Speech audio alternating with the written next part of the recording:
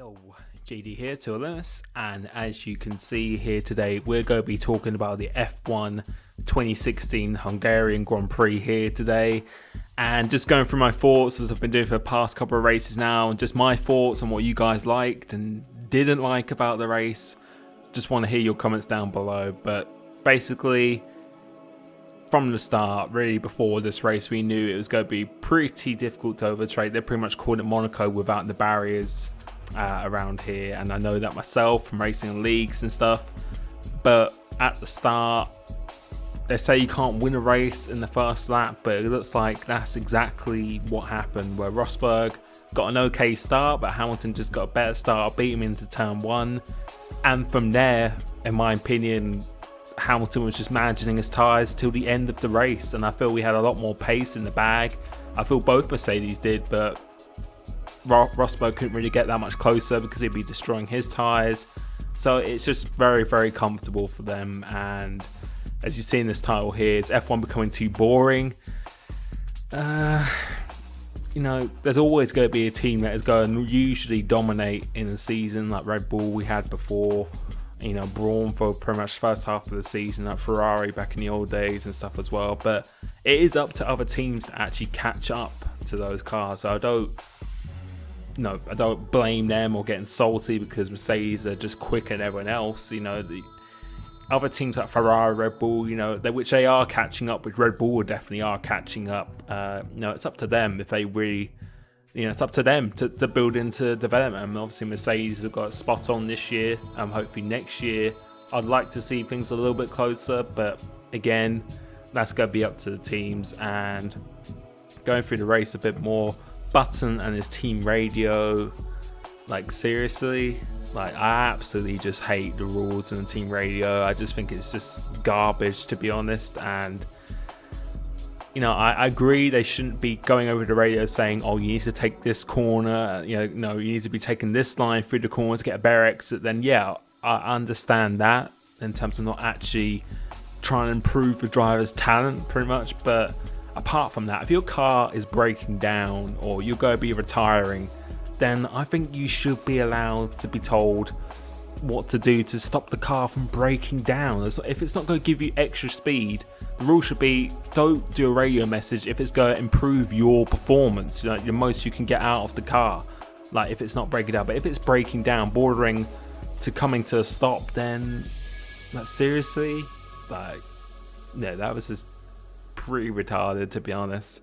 And going through the race a little bit more, honestly, not much happened since then. I think there's literally no more than definitely less than 10 overtakes throughout the race from what I saw anyway. The race was, I'm not going to say as bad as Baku in terms of excitement, but it was pretty close in my opinion. Hungary last year was amazing. It was a pretty awesome race, and I was really looking forward to this one this year. And yeah, it just wasn't the same.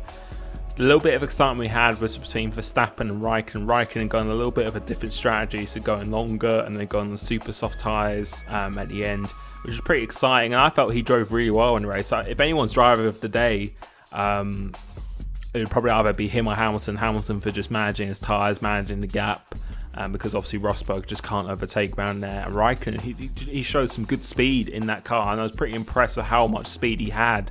And considering how long he was on his tyres in the first stint, especially 19-20 laps, and he's still matching the leaders, that suggests that either he was driving very well or the guys up front are just driving 60 or 70%, which is, I don't want to see that in F1. I want the drivers to be balls to the wall most laps, and that's what I want. Hopefully next year, for tyres being a little bit more durable than they are this year, hopefully we can see drivers pushing a lot more for a lot longer during a race, really to see, you know, who actually stands out. Because at the moment it's just literally just cruise control, brake, coast, don't do any wheel spins, save the tyres, save the engine, fuel, and then that's it. And you want to be drivers, you want to see them working in the cockpit, not just, I don't know, just chilling, which is pretty much what they are doing. But yeah, Verstappen and Raikkonen, they started to come together towards the end of the race. Verstappen showing his defensive moves once again, and in my opinion, I think they're a little bit too late. He's aggressive, which is good to see, and I do like that in a driver who's very aggressive and committed, but defensive moves were, I think, a little bit too late with 2 direction changes and one of them which resulted in Raikkonen actually losing a bit of his wing. In my opinion, I think that was Verstappen's fault. I don't think that was Raikkonen's fault because Raikkonen was already committed and then Verstappen just changed direction more than once. So I think he really has to take the blame on that one. I'm pretty lucky he hasn't actually got a penalty or anything for that. I've seen things a lot less and someone get a penalty for that.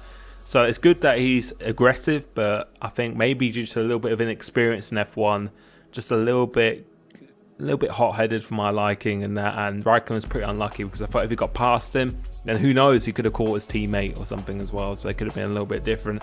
But apart from that, Palmer spinning out, yeah, I saw that. Kvyat speeding in the pit lane. And then from there, it was just Hamilton cruising to the flag, and that was it, really. He was just, I felt he wasn't really, he was under pressure a little bit sometimes, went out wide that time, maybe just relaxing a little bit too much, maybe. I don't really feel that was through the pushing or anything, and the traffic didn't really help him at times as well.